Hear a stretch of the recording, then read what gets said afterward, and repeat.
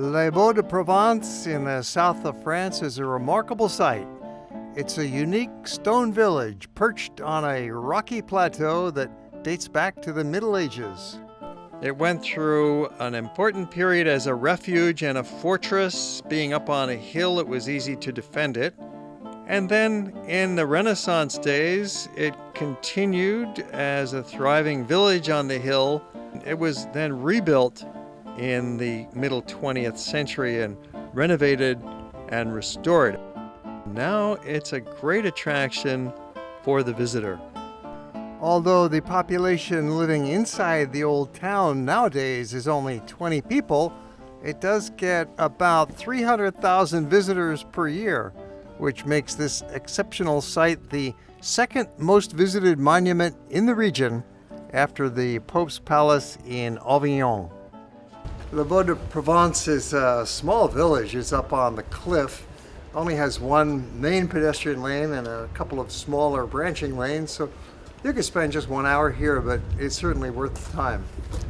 A village built of stone in the cliff. It's only about 3,000 feet long and about 700 feet wide, and that's it. The dramatic location up on this rocky plateau made the area easy to defend, and therefore people have been living here, it's believed, for nearly 5,000 years. The medieval village was built up from about the 10th century when the fortress and the citadel were first constructed back in the feudal era. And these stone houses grew up over the centuries, and nearly 3,000 people lived here at the peak of occupation, which was in the 1300s and the early 1400s. So today it's this solid stone village. Stone paved roads, cobblestone lanes, stone walls, stone staircases. Now it's all very peaceful here, especially in the month of November. If you come in the summer, these lanes are going to be chock-a-block with other visitors. But in the off-season, it's really possible to have the place just about to yourself. Nice way to see it. So you can come in March or April would be lovely. Late October, November. Imagine these narrow lanes in the busy summer season. Instead of being empty, they'd be filled with hundreds, perhaps thousands of tourists from all over the world drawn to this magical little village of Les Baux. It would not be as pretty a sight, I'm afraid, in the summertime, so try and get here off-season, even in the winter. It is open all year round, every day of the week. Of course, if your schedule demands that you have to travel in June or July, then by all means try and minimize the crowds.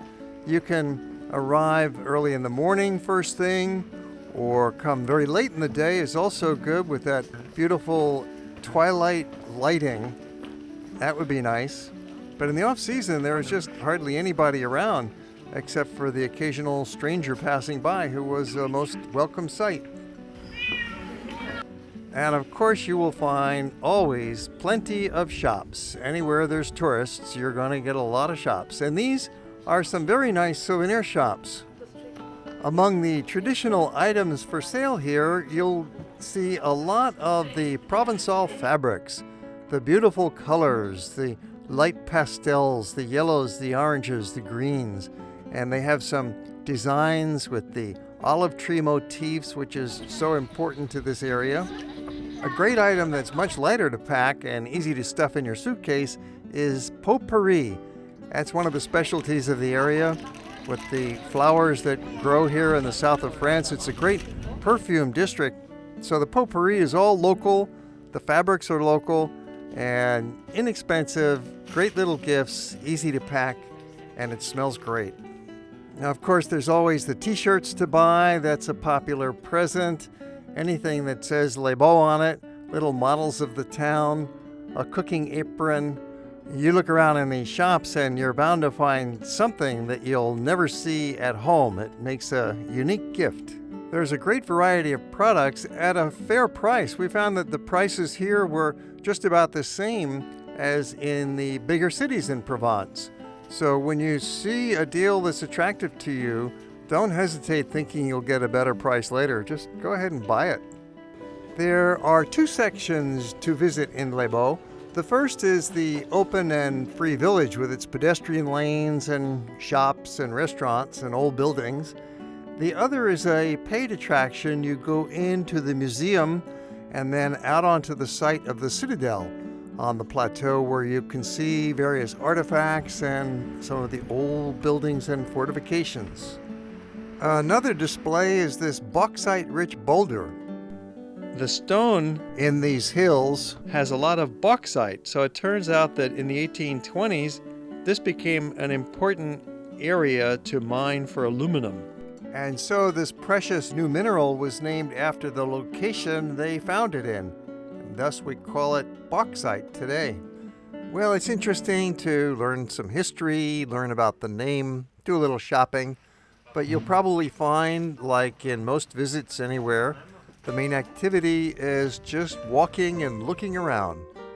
Just walk along through the lanes of this special village, watching the walls and windows and doorways passing by. There's a beautiful stone paving underfoot, nicely maintained and really quite level. Up on this flat plateau, there's very few steps actually to navigate unless you go up a couple of the side lanes, and there's just a short little staircase. So it's such easy walking in the village, and it's so small you'll be done in about a half an hour back and forth, but linger, enjoy the views, do a little shopping, and get the most out of this very unique place. When you get hungry from all this walking around, there are various choices in Les Baux. There are some nice restaurants. There's a couple of very small hotels with restaurants with a view, or that French standby, the crepe. Great steam coming out of there. This little creperie was perfect because it's right on the main lane, and he makes it fresh on the griddle. And then to order, you can get ham and mushrooms and cheese. That makes a delightful lunch. Or get a sweet crepe if you've got a sweet tooth. And then you can eat the crepe while you're walking along. This is ideal finger food. You might be tempted by a couple of the little back lanes in Les Baux, but frankly, there's not much there. You can do a little detour if you like and go up some steps and around behind, but you'll see it's pretty plain, so you can spend most of your time on the main lane, just strolling back and forth. We've got dozens of other great movies about the south of France, so be sure to check our YouTube channel for complete listings. And we have a separate movie all about the Chateau of Les Baux, Visit to the Castle.